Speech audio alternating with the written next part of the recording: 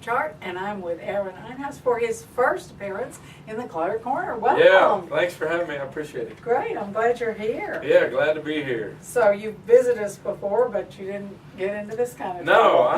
I don't know what happened. I think we came here and then we had it scheduled a bunch of times, and then it ended up falling through. And anyway, I'm here now. Now you're here. That's all that matters. Well, the first thing that I wanted to ask you is how old Ryder is now. My little boy Ryder is 3 years old now, and he is a live wire. A live wire like his dad. Yeah, yeah. He's got a lot of energy, and he doesn't like to sleep. So I think my word. He's a lot like me. So that can be tough on mom and dad. Yeah. Good. It's fun though.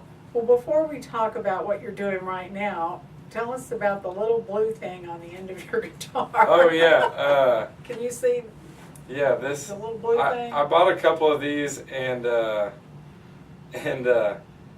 actually. What does it do? Well, it's a tuner. Oh, okay. And so you press a little button and it tunes, and it's. So it's not a satellite TV. No, unfortunately.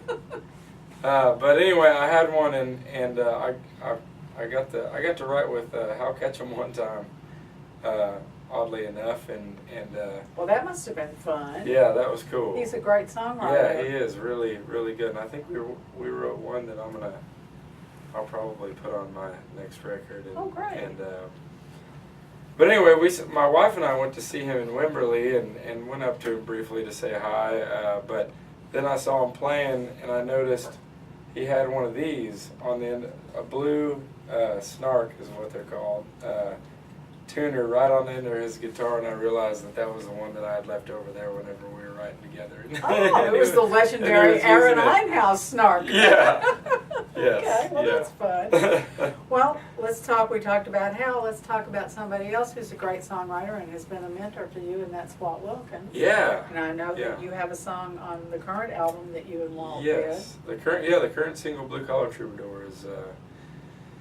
One that we actually wrote two off the new album, and the first one is obviously Blue Collar Troubadour, and another one's called Easy to Smile, and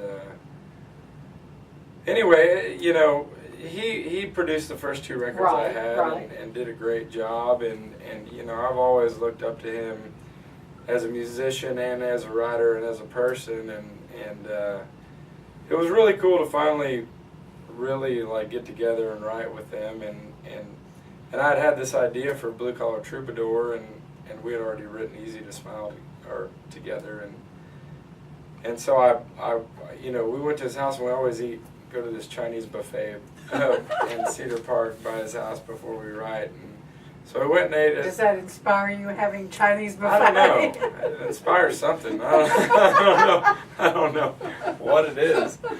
But I guess it helped because, you know, we got together and had this kind of like loose idea, and actually the phrase Blue Collar Troubadour is in one of the songs off the last record, With You Tonight.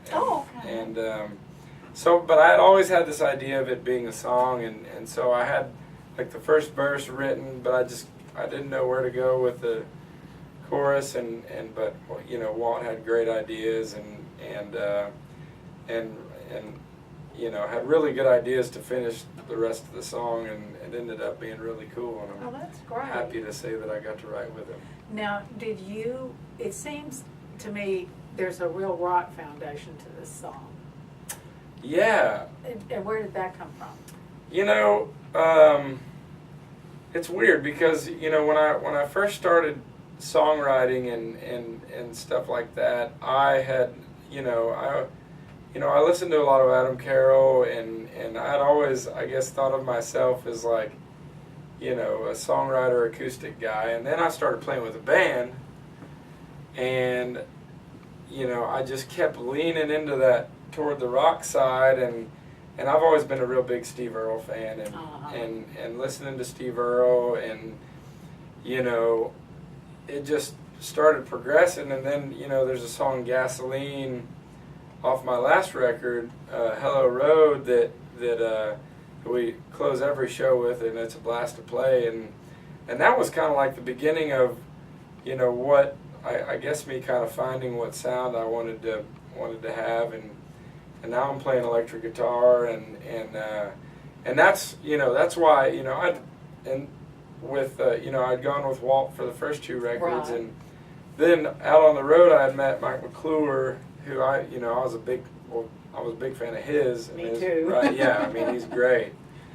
And his production's been really, you know, with, you know, what he did with Turnpike Troubadours, I mean, those were great records, and Damn Quails, and I mean, tons of other people. Mm-hmm. And you know, and he's got more of that rock side, and so I thought it'd be a really good fit, and it ended up being a really good fit. And so when we started, I think the first day of recording, we worked on Blue Collar Troubadour and Crowtown, and both ended up really cool, and both, like, you know, just like you said, on kind of towards that rock. I mean, Crowtown, if you've heard it, it's I think 4th or 5th song off the record. It's like, we always joke around and we call it Metallic country. Like it's like Metallic. Good like format. real, yeah. So it's it has a real hard rock edge, but yeah, I mean, I guess that's just kind of what I've, you know, gravitated towards for whatever reason. Sort of evolved into. Yeah, and you know, our live show is so, like, you know, fast and energetic that it just, and that's the music I like to perform, Right. is fast. And you know, I always tell people I like to write songs that, you know, make me want to, you know, slap the dashboard really hard when I'm driving down the road. Well, you know, that's interesting because it plays right into something I was going to ask you, which is, you say you used to work at Frost Bank. Oh yeah. So when you what did you do there? I started as a commercial real estate analyst.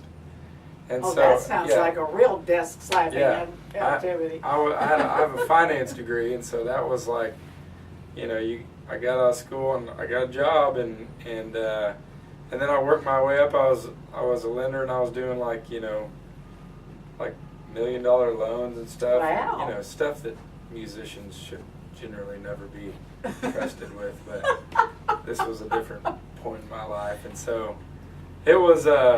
But it was good, and I really liked the people I worked with. I just And knew it gave you a real good business Yes, foundation, I would exactly, think. exactly. I mean, yeah, really good, like, overall business, you know, sense, and, you know, to some degree, I guess. So you are not bankrupt yet. No. Okay, well, then tell me, because I know you're a good beer salesman, but Yes. what do you enjoy the most about Green Hall?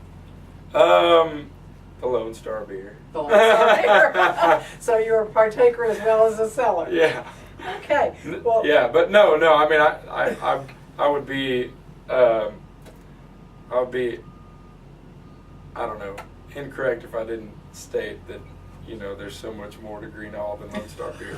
You know, I mean, it is an amazing place, and it's like, it's so cool to go in there and see how, like, I think every other time I go in there, I end up walking around looking at all those pictures of all the people who've played there, and you know, playing places like that, you know, more so than other places, you really feel like you're a part of history. the great Texas Yeah, music tradition. exactly. Absolutely. Well, if people want to find out where you're going to play next, where do they go? AaronEinhouse.com, and that's AaronEinhouse. Everybody always has trouble with the last name. So 2 A's, 2 A's in Aaron, and Ein, E-I-N, Yeah, House. Easy. That's right. Well, check it out and have fun with Blue Collar Troubadour. Thank you Aaron so much. Einhouse. Thank you. Through the ups and downs, you gotta give them hell and leave them one more. Another mile on the trail of a blue collar troubadour.